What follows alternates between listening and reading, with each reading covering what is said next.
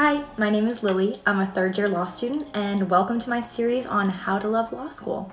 I've been wanting to start this series for a while. I'm a first-generation law student, so when I started law school, I really had no idea what I was getting myself into, and there were certain things that I learned along the way that I think really helped me enjoy law school. I know a lot of people say it's like the worst experience ever. It's so stressful, it's difficult, it's exhausting, it's scary, it's all of these things. And for me, it hasn't really been that way. And I think a lot of that is attributed to some of these things that I have done over the past 2 years that I now want to share with you so that you all can enjoy law school as much as I have. So if you are a new law student about to enter your first year, congratulations. That is so exciting. Be excited. Don't let anybody tell you not to be. That is one of the first things you need to do, is let yourself be excited.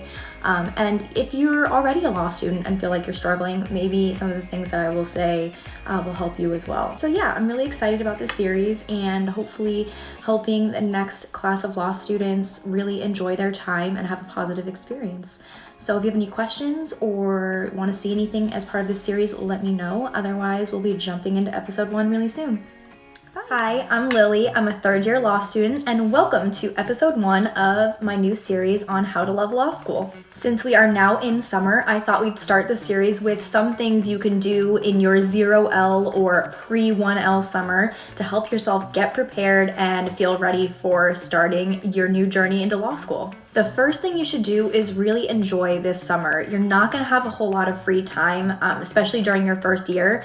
So if you can travel, spend extra time with your friends and family, and just really have a good time, relax as much as you can so that you feel rested and ready to start the year. Another thing you can do is set up a designated study area in your home, wherever you're going to be living, whether that just be a desk, whether it be a comfy spot in your apartment, whether it be an office if you're lucky. Having a spot where you know you're going to go to do your work, to do your readings, to do your writing is a really nice thing to have. And make sure you put things in that space that you like, that inspire you. Set up your space so that it's a happy place, so that when you sit down to do kind of the drudgery of the first year of law school, it's a place that you're happy to go and that you feel comfortable. Something else that I've seen a lot of people on this app recommending that I completely agree with is during your summer before law school, if you are not great at typing, if you're not quick, if you're not comfortable with typing, try and do some practice, because a lot of your exams are going to be typed and they're going to go by fast. You're always going to feel like you're rushing.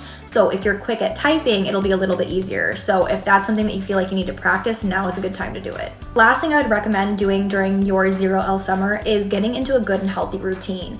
Getting good sleep habits, good exercise habits, good eating habits, because it is really hard to start those habits when you're also starting law school. Keeping yourself healthy is very important during school, because you're not going to have a lot of downtime. You're going to feel like you're constantly going and you're going to get tired. So the healthier that you can keep yourself by getting good sleep, good nutrition, making sure you're taking care of your body, the better off you're going to be. All of my fellow law students, or now lawyers, if you have anything to add to this list, please leave it in the comments, and I'll see you in episode 2.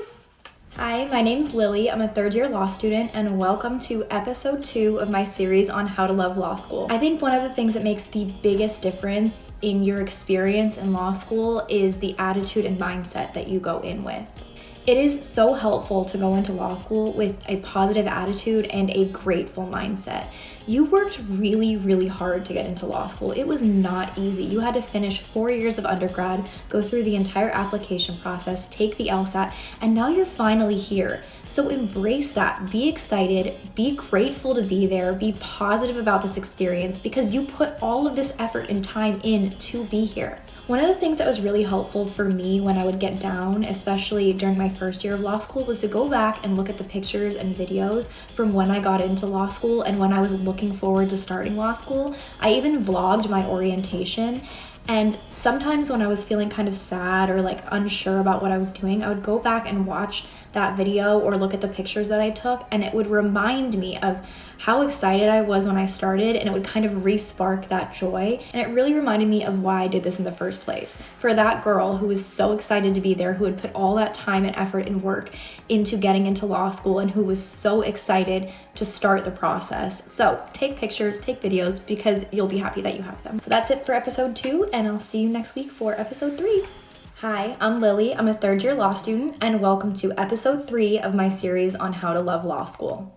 Today, we're going to talk about setting realistic expectations. It is so important when you start law school to go in with goals, but realistic goals. Let's be honest, law school can be a really competitive atmosphere. Grading is on a curve, so you're often fighting for top grades in your class, fighting for class ranking, you're fighting for spots on moot court and journal and trial team and clinics and all of those things. Now, striving for those positions is so critical to staying motivated. However, if you are banking your happiness on achieving this, that, or the other thing, you're most likely going to be disappointed at some point during law school. The fact of the matter is when you're in law school, you're amongst a group of people who are used to being top of their class, who are used to getting the best grades. Law school students are typically overachievers, and that's not to say that you won't reach a lot of the goals that you set.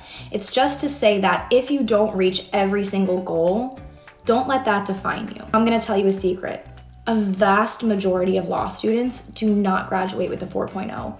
Getting A's, getting the top grades in every single one of your classes is extraordinarily difficult and quite frankly extraordinarily improbable because you're on a curve. So while of course you want to strive to be the very best you can be in every single one of your classes, it's important not to assign your happiness or self-worth to what that letter grade ends up being at the end of the semester.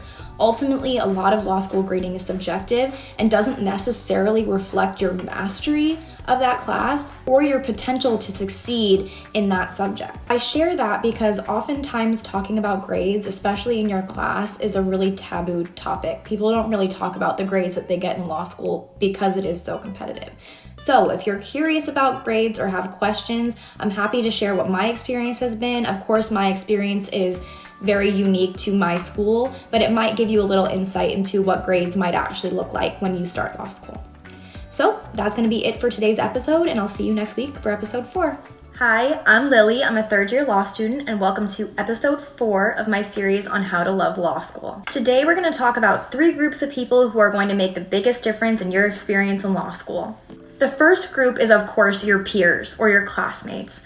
I cannot stress enough how important it is to find a group of friends in law school.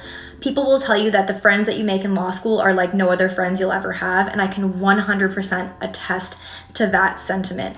The friends that I have made in law school not only made these 2 years tolerable, but made them truly enjoyable. We have had a softball team since the first semester of school, and getting to see them every single Friday for a majority of the semester, that gives me life, and I don't know what I would do without them.